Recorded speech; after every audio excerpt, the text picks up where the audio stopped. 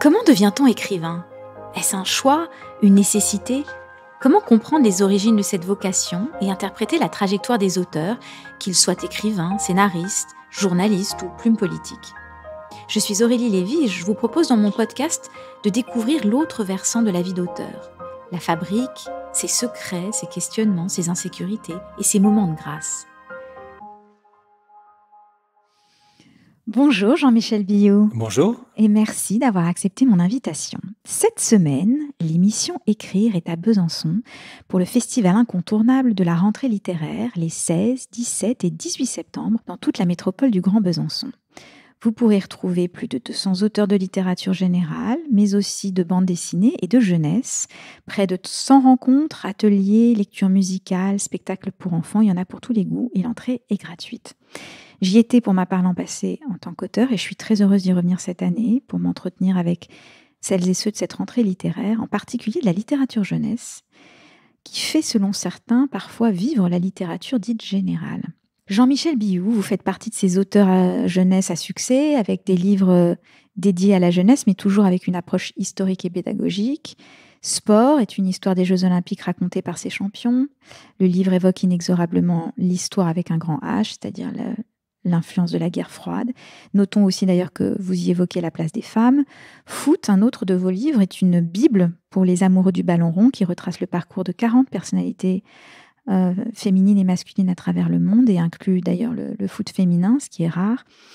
À travers leurs portraits, on retrouve les grandes compétitions, on apprécie l'empreinte qu'ils ont laissée dans le sport et qu'ils ont laissée tout court dans l'histoire.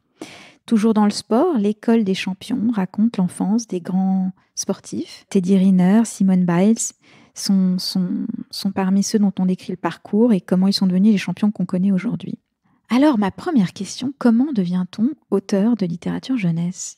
Alors c'est un long parcours, c'est un parcours qui n'a pas du tout été envisagé quand j'étais adolescent ou même jeune adulte. Moi je me destinais à être journaliste et j'avais une passion pour le sport, donc pourquoi pas devenir journaliste sportif, ce que j'ai été au début de ma vie professionnelle. Après des études d'histoire qui étaient sur la thématique du sport également. Une histoire en particulier, une branche de l'histoire en particulier ou... Ouais, c'était plutôt l'histoire du XXe siècle. Et puis, quand je suis arrivé dans les années un petit peu plus sérieuses de recherche, donc j'ai commencé une thèse sur un magazine sportif des années 30. Et ce qui m'intéressait, c'était de voir l'impact de ce magazine sur une jeunesse et l'utilisation potentielle de ce magazine pour diffuser des idées politiques. C'est-à-dire que ça prônait quoi, le patriotisme et tout ça. Il y avait C'était ce que j'espérais, mais finalement c'était assez décevant. Ces recherches étaient assez décevantes et cette étude a surtout été intéressante parce que et c'est ce que j'adore dans le métier que j'ai fait aujourd'hui, dans toutes les expériences professionnelles, c'est que j'ai pu rencontrer, à l'époque Internet n'existait pas. Donc, en fouillant dans les pages jaunes, j'ai retrouvé le rédacteur en chef de cette époque, donc des années 30. Moi, je suis plus un jeune homme, mais donc le monsieur que j'ai rencontré quand moi j'avais 25 ans à peu près, avait plus de 85 ans, et j'ai passé des week-ends entiers à discuter avec lui de sport et de transmission, et c'est ce qui m'a le plus plu dans ma thèse, en fait. C'est cette rencontre avec ce monsieur qui s'appelait Monsieur Hutier, et quand ce monsieur est décédé, sa femme m'a envoyé toutes les archives, alors que j'avais passé finalement assez peu de temps avec lui, mais il s'est passé quelque chose entre lui et moi. Quelque chose de l'ordre filial. Ça ferait un bon livre. Ça ferait un beau livre, oui. Mais j'ai beaucoup écrit de livres déjà sur le rapport père-fils, qui est un sujet qui me passionne, voire qui m'obsède, y compris dans l'édition jeunesse. Vous avez développé ma partie documentaire à juste raison, puisque c'est quasiment 80%, on va dire, de ce que j'ai pu écrire. Mais il y a aussi également une partie fiction. Parfois, la frontière entre les deux est difficile à établir. Par exemple, sur les romans sur LeBron James, par exemple, c'est une fiction et c'est un documentaire.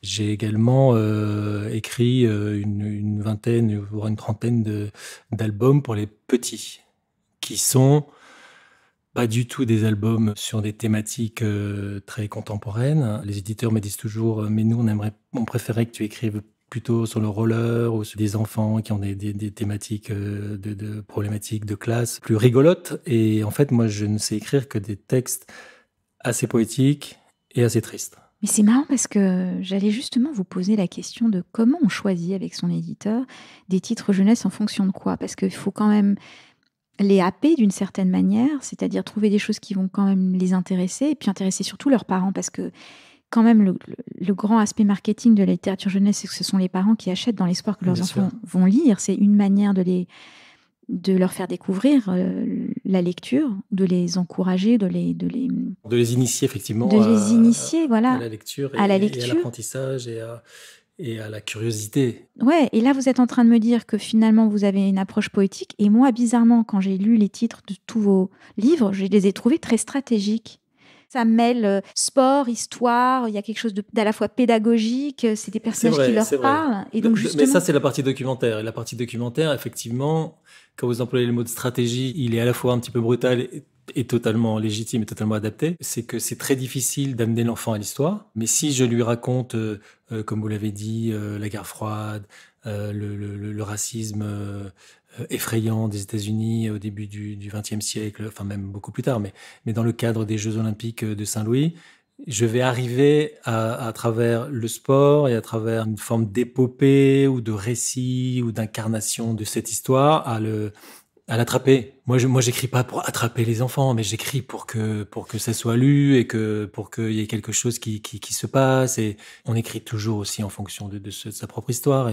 mais quand je parlais de stratégique, sans l'aspect péjoratif, Non, mais c'est-à-dire tout à fait. qu'au contraire, Mais c'est pour le capter. C'est comme un professeur qui, dans une classe, va avoir une manière de faire son cours qui est pas linéaire.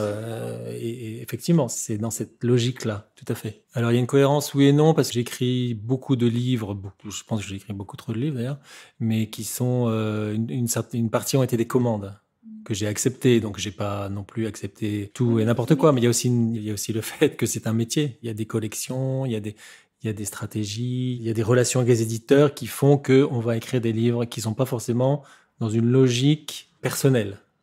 Mais ce que j'essaye de faire, c'est dans cet amas de livres, encore une fois, c'est un peu péjoratif, mais j'ai conscience depuis peu de temps que j'ai un petit peu trop écrit de livres. Aujourd'hui, j'essaye d'écrire avec une stratégie, comme vous le dites si bien, mais des livres qui sont importants pour moi.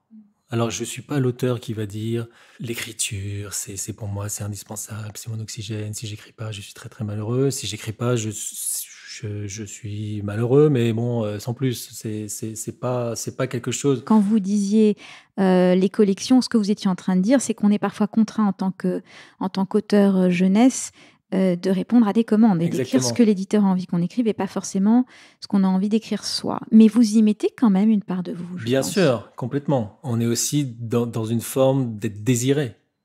Donc, quand un éditeur fait appel à vous régulièrement, que vous êtes un auteur, alors par exemple, ça peut être Gallimard pour moi, un auteur Gallimard, un petit peu labellisé, c'est un plaisir sans nom d'être sollicité. C'est pas, tiens, il y a une grande collection, on a besoin de 50 auteurs, tiens, toi, tu vas faire ça, toi, tu vas faire ça. C'est aussi une forme de reconnaissance très importante chez les grands éditeurs, entre guillemets. Ce que vous êtes en train de me dire, c'est ce qui s'applique aux auteurs de littérature générale, s'applique aussi aux auteurs de littérature jeunesse. J'imagine. Le coquillage, c'est-à-dire tout ce qui enrobe l'œuvre, et ça passe par la maison d'édition et son prestige, ça passe aussi par le façonnage, j'imagine, par ceux qui vont mettre les moyens que le livre soit édité dans de bonnes conditions, Exactement. avec du beau papier. Enfin, il y a tout ça aussi dans la vie d'un livre. Justement, en parlant de tout ça, quels sont à votre avis, les ingrédients magiques pour un livre jeunesse? D'ailleurs, est-ce qu'il y en a ou est-ce qu'on s'adresse à un jeune lecteur comme on s'adresse à un adulte? C'est quelque chose que je ne maîtrise absolument pas. C'est-à-dire que je n'ai pas du tout de pensée sur un processus créatif bien déterminé. Il n'y a qu'une seule contrainte, c'est combien de signes. Le reste à l'intérieur, je dis pas que c'est naturel parce que je suis un génie. C'est au contraire. Je n'ai pas l'intelligence ou je n'ai pas le fond ou je ne sais pas très bien ce que je n'ai pas. Mais en tout cas, je l'ai pas de savoir ce que je dois mettre. C'est comme quand je m'adresse à un enfant, bah, il se trouve que je sais m'adresser à un enfant qui a 7 ans, qui a 8 ans, qui a 15 ans. Quand vous démarrez un projet, vous n'avez pas de début, milieu, fin, une ossature particulière, Alors, on est obligé, parce que l'éditeur, pour le coup, quand c'est du documentaire, l'éditeur va nous imposer Et à juste raison, parce qu'encore une fois, moi je considère que c'est une carence chez moi, hein. Il va nous imposer un chemin de fer. Donc, dans ce chemin de fer, ça va m'obliger à prendre conscience de ceci, de cela. Mais sinon, c'est irréfléchi. Alors bon, j'écris pas n'importe quoi, évidemment. Mais c'est rassurant ce que vous dites. C'est comme, en fait, moi, ce que je sais faire, mais je suppose que d'autres auteurs dans le même registre que moi font toutes les choses tout à fait différemment. Je considère mon travail comme celui d'un sculpteur. Alors, j'imagine qu'un sculpteur, il a peut-être déjà en tête exactement ce qu'il veut, mais j'enlève. Ah oui, ça c'est mieux. Ah, mais ça c'est. Voilà. Et à la fin de ce travail de ciselage, quand le résultat est satisfaisant à mes yeux et quand ce résultat, il est pas méprisant pour l'enfant surtout. Je déteste la séparation adulte-enfant, mais quand quelqu'un qui a 17 ans, qui a 10 ans ou qui a 90 ans apprécie ce livre, pour moi, c'est le résultat que je veux. C'est intéressant cette question de méprisant pour l'enfant. Qu'est-ce que vous voulez dire? Eh ben, je veux pas l'abêtir, je veux pas lui dire, toi, t'es pas très intelligent, alors je vais te dire des choses assez stupides. Donc vous osez rentrer dans la complexité des situations, des sentiments. J'essaye.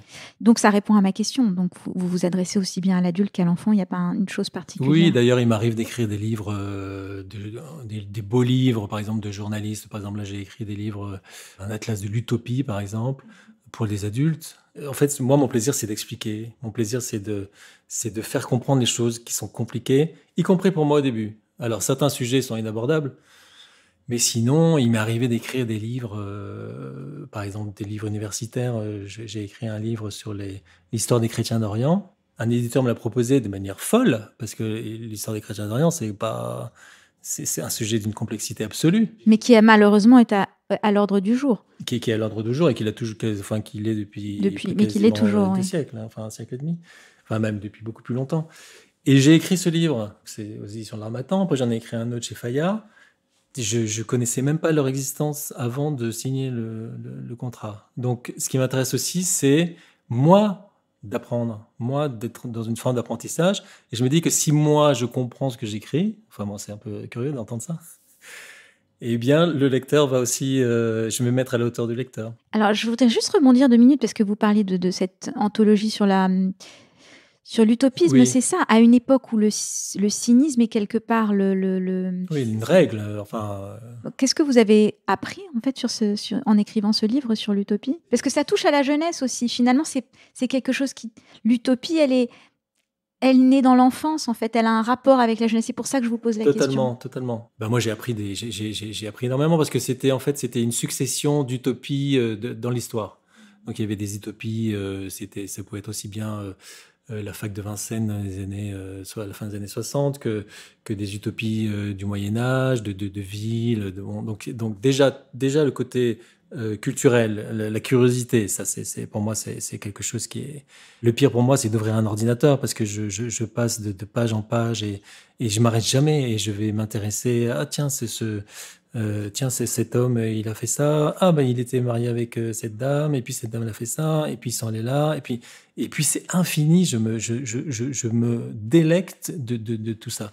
Dans mon écriture, il y a une part aussi de très égoïste de curiosité, de quête de savoir. Oui, et puis d'apaiser en fait quelque chose en moi. Qu'est-ce que vous cherchez à apaiser, à votre avis, en écrivant tous ces livres? Vous avez compris quelle était votre problématique originelle? Il y a quelque chose qui m'apaise dans l'accumulation de savoir, qui est à mon avis assez pas très positif comme sentiment. Alors posons la question inverse. Qu'est-ce que vous ne savez pas qui vous angoisse? Oh, il y a beaucoup de choses qui m'angoissent. Ce qui m'angoisse, c'est de ne pas être à la hauteur déjà. Bon, ça, c'est peut-être quelque chose d'assez fréquent. C'est peut-être lié au rapport père-fils dont vous avez mentionné la nature en début d'émission. Totalement. Il n'y a pas longtemps, j'ai ouvert mon ordinateur et j'ai regardé tous les textes que j'avais écrits pour les petits. Et en fait, c'est incroyable. Ça ne parle que de ça. Ça ne parle que de ça. De votre rapport avec votre père? Avec mon père ou avec mon fils d'ailleurs. Hein. Enfin, de ce rapport-là. Mais ce rapport-là, c'est celui de l'apprentissage aussi. C'est de la transmission, de la transmission. C'est ça le moteur finalement. Peut-être que avec la transmission de savoir, comme vous dites, il y a aussi la transmission inconsciente de certaines lourdeurs, peut-être même de secrets, puisque cette avidité à accumuler les informations recèle peut-être un mystère autour de votre histoire personnelle. C'est certainement. Et cette transmission, je me dis que curieusement, j'aurais dû devenir professeur. parce que c'était ce métier-là qui m'était destiné. J'étais trop timide.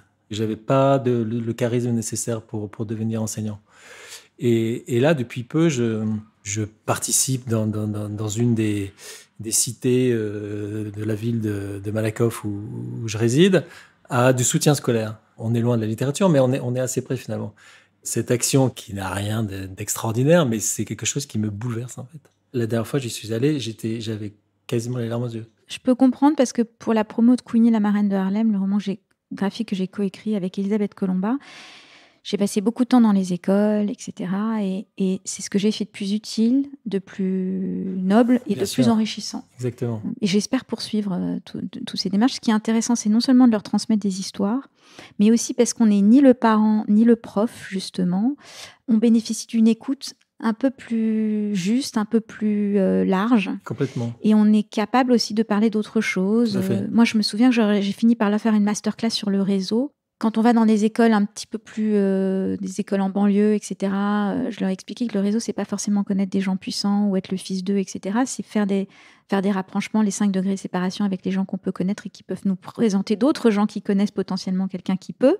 Et c'était vraiment intéressant de leur ouvrir les yeux sur ça, sur comment être créatif, aussi dans sa vision du monde et des liens qu'on a avec Bien les sûr. uns et les autres, d'ouvrir un petit peu le champ des possibles.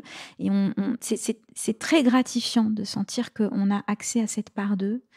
En fait, la jeunesse, elle est enrichissante aussi pour ceux qui la cultivent, pour ceux qui la nourrissent. Oui, complètement, tout à fait, bien sûr. Moi, alors peut-être que j'ai une forme de paranoïa naturelle, mais j'ai souvent l'impression que la jeunesse est un petit peu reléguée au deuxième rang. C'est-à-dire que dans un cadre social de base, on dit oui, bonjour, je suis auteur, je suis écrivain. Ah oui, super. Jeunesse, ah, d'accord. Ça vous révolte? Enfin, ça me révolte, voilà, c'est Bien ça, sûr. c'est le terme, parce que c'est tellement important. En plus en France, on a une culture de cette édition jeunesse qui est respectée dans le monde entier. Les Coréens achètent nos livres, mais pour eux, nous sommes des gens d'une finesse, d'une intelligence remarquable de cultiver et de faire fructifier ce terreau. Et nous, on est là, ah, bah non, bah oui, tu es en fait, t'es de deuxième zone. Mais absolument pas, tu n'es pas de deuxième zone. Enfin, tu joues un rôle fondamental. Mais notre société, de toute façon, il suffit de voir la des enseignants dans notre société. Alors, qu'est-ce qu'on peut faire dans cette émission pour justement changer les choses? Quel est peut-être l'a priori sur la littérature jeunesse que vous avez envie de déboîter, là, tout de suite? Bah, l'a priori, c'est ce que je disais tout à l'heure, c'est que la littérature jeunesse, ce n'est pas une sous-littérature. En plus, après, il y a la séparation documentaire-fiction. La fiction étant valorisée, le documentaire l'étant beaucoup moins. Et le documentaire, puisque c'est un petit peu mon corps de métier, si je puis dire, même si je déteste faire des classifications comme ça, ce n'est pas écrire, simplifier à l'extrême. C'est un travail qu'on doit faire aussi auprès de l'éditeur, c'est-à-dire que l'éditeur va toujours chercher à dire c'est un peu compliqué ou ce mot-là est ce mot de vocabulaire est un petit peu complexe. Mais non, ce mot de vocabulaire, il est complexe parce qu'on l'utilise plus, parce qu'on a fini par écrire des livres avec 5 mots. Et il est justement de votre responsabilité de les réintégrer, de les Exactement. replacer, de les Tout à dans fait. la langue pour qu'ils Tout soient. à fait. Pour respecter, encore une fois, en fait, il faut respecter le lecteur, quel que soit son âge. Alors après, il ne s'agit pas de dire qu'il faut que tous les livres aient une part de sériosité, de tout ce qu'on veut. Évidemment qu'il y a des livres qui sont faits pour se distraire. Mais il n'empêche qu'il faut qu'on soit extrêmement exigeant. C'est une exigence d'expression, une exigence de sentiment. Il faut que ça soit de très haut niveau. Et il est vrai qu'il y a quand même une production qui est peut-être trop importante et qu'il y a des livres qui ne sont pas à la hauteur. Voilà, tout à fait, qui ne sont pas assez qualitatives. Alors c'est peut-être ça le problème aussi. Mais en même temps, oui, ça se retrouve dans tout, mais c'est normal. C'est parce que, en fait, bizarrement, s'il y a autant de production, c'est parce que je pense que les éditeurs ont bien compris que le pre-teen, ce qu'on appelle le pre-teen, c'est-à-dire le 10-15, le même plus bas que ça, est un marché colossal, puisque quand les parents dépensent pour leurs enfants, ils ne comptent pas. Oui, mais il y a une surproduction. Cette surproduction, Elle dessert en fait les bons produits, c'est ce que vous dites. Cette surproduction dessert le concept même de la littérature jeunesse. Exactement. Écoutez, le message est passé. J'espère que ceux qui nous écoutent y réfléchiront. Quelle est la plus belle chose qu'on vous ait dite, qu'un enfant vous ait dit, qui ait lu un de vos livres? Ou un parent d'ailleurs, peu importe. Quelque chose qui m'a vraiment frappé, c'est au Salon du Livre de Saint-Raphaël. au mois de mai, le 27 mai exactement. J'étais là-bas et j'ai sorti au mois de mars ou au mois de février un livre sur la guerre d'Algérie. Sujet qui me passionne depuis toujours et sujet je vais pas dire qui me révolte, mais moi j'ai vécu à Marseille où la moitié de la ville était concernée par la guerre d'Algérie, d'une manière ou d'une autre. J'allais chez mes copains qui étaient pieds noirs, j'allais chez mes copains qui étaient rapatriés, j'allais pas chez mes copains qui étaient harkis, parce que j'en connaissais pas, mais bon, j'avais de la famille qui était même officier. Donc, j'entendais toutes ces histoires parallèles. Et en fait, comme dans beaucoup de choses qui me tiennent à cœur, je veux faire comprendre qu'il n'y a pas qu'une seule manière de voir les choses. Et donc, je vais chez Gallimard, je leur dis, voilà, je voudrais faire un livre sur la guerre d'Algérie. Bon, après, après, il y a un travail éditorial avec eux. Et je veux qu'il y ait de la BD pour que ça soit vraiment bien incarné. Et il se trouve que Thomas Dartige chez Gallimard accepte le projet, que je travaille avec un historien d'Aix-en-Provence extraordinaire, enfin avec qui j'ai une relation de confiance extraordinaire, et que ce livre est le documentaire qui me passionne le plus et dont je suis le plus fier. Ça, c'est l'introduction. J'arrive à Saint-Raphaël, et à Saint-Raphaël, il y a énormément de gens qui ont été impactés par la guerre d'Algérie. Je vois un monsieur, je peux pas très bien savoir quelle est son histoire comme ça, de manière un peu rapide, un peu brutale. Hein. Et il prend les livres, hein, qui est donc un livre pour les collégiens. Et ce monsieur, il a 70 ans. Et c'est ça que je veux moi. C'est que ce livre-là soit pas un livre 12, 14, mais attention, 15, on peut pas le lire. Donc ce monsieur prend le livre, il me regarde, il continue à lire, il tourne les pages. Et puis il se met à pleurer. Comme ça, le monsieur, il a 70 ans, et moi je suis assis, et devant moi, et il me dit, les mots que vous employez me touchent, et alors qu'il avait parcouru ce livre-là.